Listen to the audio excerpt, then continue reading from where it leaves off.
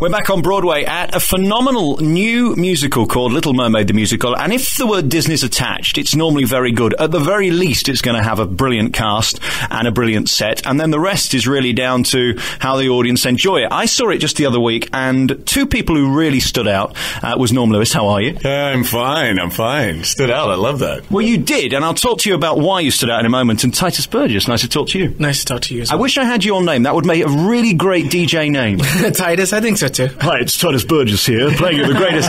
You know what I'm saying? There's a nice ring to it. My mom knew what she was doing. I think so. Very showbiz. Now, let's talk about The Little Mermaid. I mean, your role's crabby, isn't it? To say the least. No pun intended.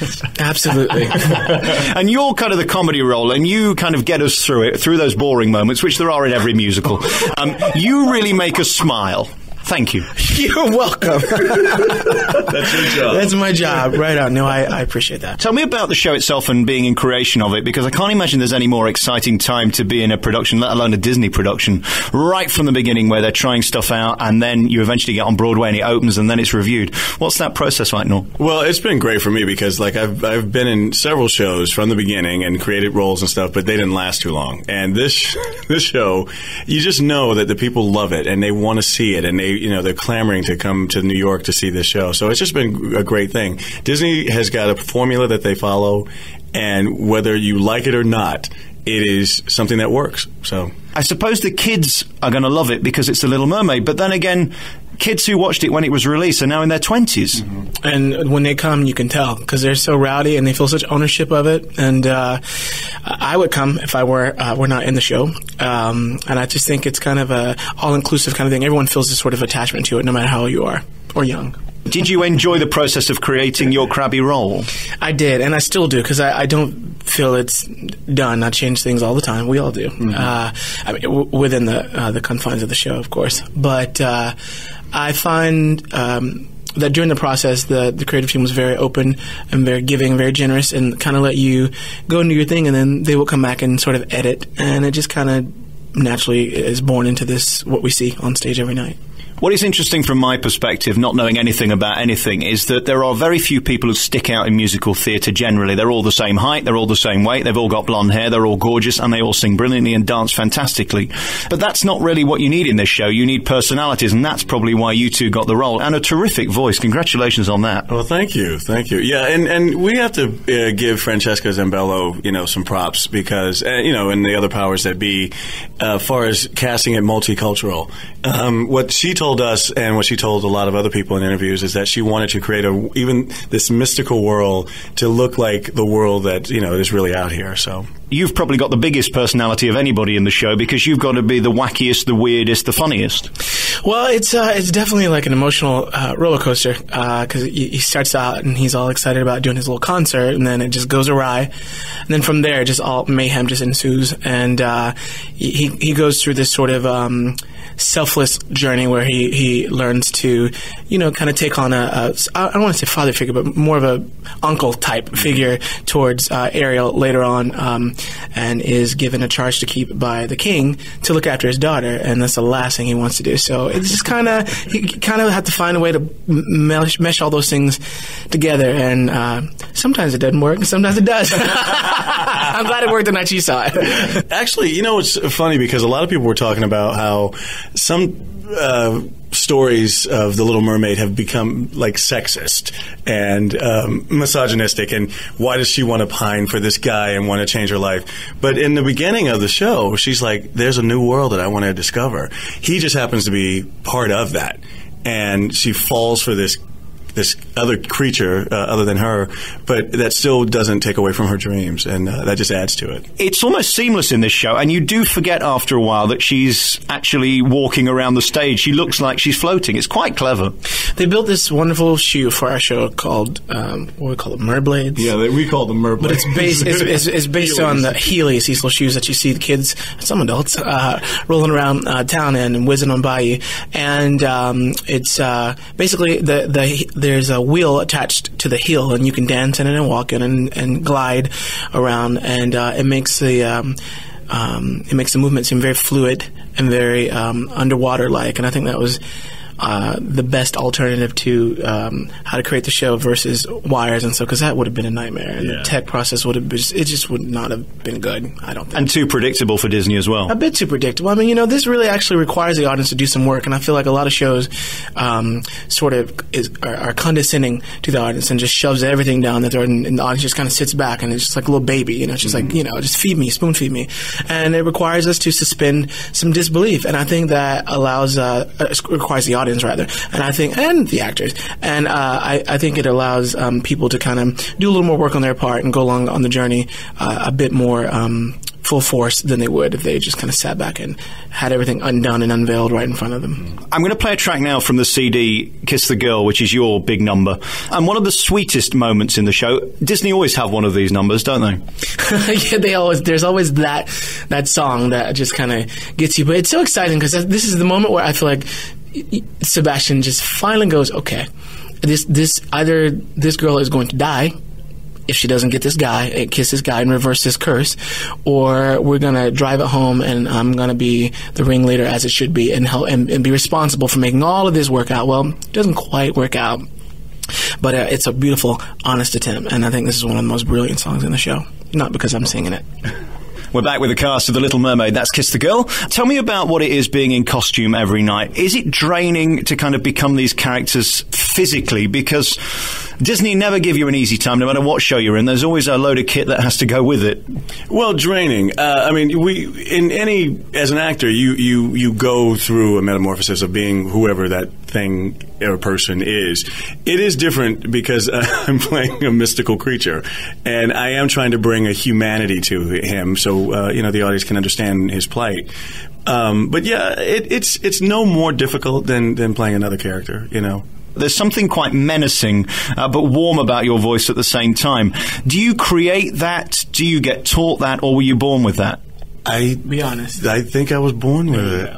Oh, thank you, Tituss. I appreciate it. My cheerleader. I was ready to refute it. The truth is, he was born with it. Well, with Les Mis, I know that Stephen Brooker, who was the musical supervisor for Les Mis, and also Kevin Stites, they made sure that I was very, what's the word? I can't think of it right now, but I said every T and every D and dotted every I in that so I could be understood on stage, and because those songs are so quick. I think that enhanced what I have naturally, and being a king kind of gives you this grandiose style that you have to kind of bring out. But I guess my voice is just that natural thing, and hopefully they both work with each other. This is probably my stupidest question of the interview, but how do the two compare? Because Les Mis, I would imagine, is one of the hardest gigs in show business because it's quite long, it's quite deep, it's quite dark, and the numbers are all massive. I love the show, having said that. Little Mermaid ain't Les Mis. No. But equally, it has its challenges. Which is best? Which do you prefer? Well, I mean, Les Mis is completely sung through, so it's an opera, as opposed to this being able to do scene work and then singing a song. I actually kind of thought about this the other day. I spend as much time on stage as Javert, which is not that much when you put all the numbers together, the minutes together, but people talk about you throughout the entire show, so it seems like you're there. Yeah.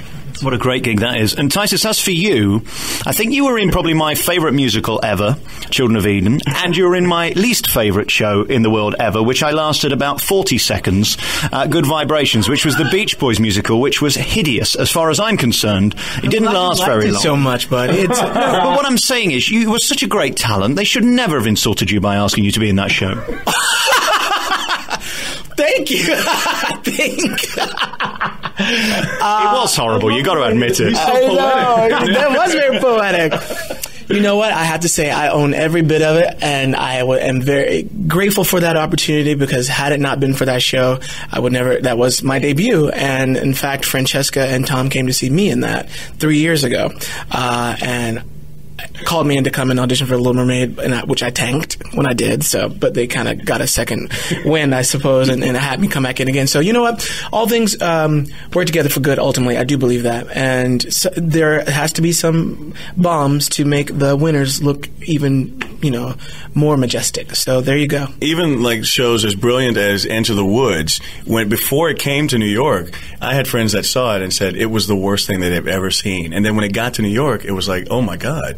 it was, so you kind of, as an actor, you're kind of blessed with getting work, for one, but for two, you try to make it as amazing as possible. You do what you can. And Tituss is just amazing, no matter what he can do. The Beach Boys musical just didn't work. It didn't feel right. It didn't have the sense of a proper show. There was something not quite right. Do you know that as an actor very early on, and then your heart sinks? The first reading unit.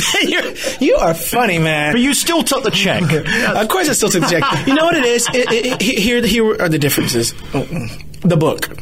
No matter what anyone says, it is all about the book. If you got music that stands on its own, write a damn good book, and then you have a winner. And when I participated in one of the readings, I noticed some things that needed to change, and I didn't know if they would change or not. But then it becomes my job as an actor to sort of sew together air, and do the best you can and like save face, and try and represent yourself. Because sometimes it truly is a double-edged sword. You get a show that is not so great, but you got a show. And so therefore I had my first New York credit, and then there's material that may not be the best, but that's your opportunity as an artist, as an actor, as a singer, to say, okay, I'm gonna make this work. I'm gonna figure this out. And some people are successful at it, and some people are not. I welcomed those challenges. I no longer want those challenges because I know from both ends what it's like now, To be fair, and I apologise for my review of that show, because, to be fair, I did see the show at a disadvantage because the curtain was up and the lights were on. It was a terrible disadvantage. and also the speakers were on as well, which was also unfortunate. However, no, stop laughing. However, you were in Children of Eden, which I think is just a spectacular show. Incredible. I did. There was a regional production that I did, and I played Father. Which, and a lot of people were like, "Oh, you did?" I did. Wow. It was amazing. Norm did it here at a concert version of it. To hear that. It was so fun. I think it's a gorgeous show, and they made Father be as young as the children because he's ageless, and they thought, well, why not do a different take on this? So I loved doing it. Your eyes seem to reach the back of the audience. I don't think you can betrain that, and that's why you've got this role. They had to find somebody good enough to do it, because in the cartoon it's the big star of the show, almost bigger than Ariel in a way. Well, in the cartoon, perhaps. I don't know. I think it depends on which perspective you're looking at it from. I'm just backtracking to make you feel better after the insult. You are funny. No. There were no insults. I told you I own all of it. I all the good and the bad of Good Vibrations is all good as far as I'm concerned. So there you go. I just didn't get any good vibrations you from stop it. That's the problem. All right. Okay. Let's move on. Norm, thank you very much for talking to me. I'll let you get back to your dinner because we're actually talking in between two shows, and I'm stopping you living your life. I'm sorry about that. No, you're fine. It's fine. This is fun. I didn't realize you were going to be this much fun. Norm doesn't have a life. No, I don't have a life, basically. Welcome to my life. I'm sorry, talking to you two. What does that say about me? Wow, we need to go to England. I think we need to go to England. We need to go to England. They didn't brief us on your sense of humor. My goodness. Oh, Lord. I want to go see a show with you. That's what I want to do. I want to sit and How long are you in town? Oh, I'm leaving tomorrow. Enough of me already. Damn it. Darn it. Yeah. Sorry. No, you can say that on British radio. Guys, thank you very much for talking to me. Norm, pleasure meeting you. Likewise. And Tituss, thank you for being you. Thank you, buddy. You're unique and brilliant, and you deserve greatness, both of you. Thanks for talking to me. Thank you.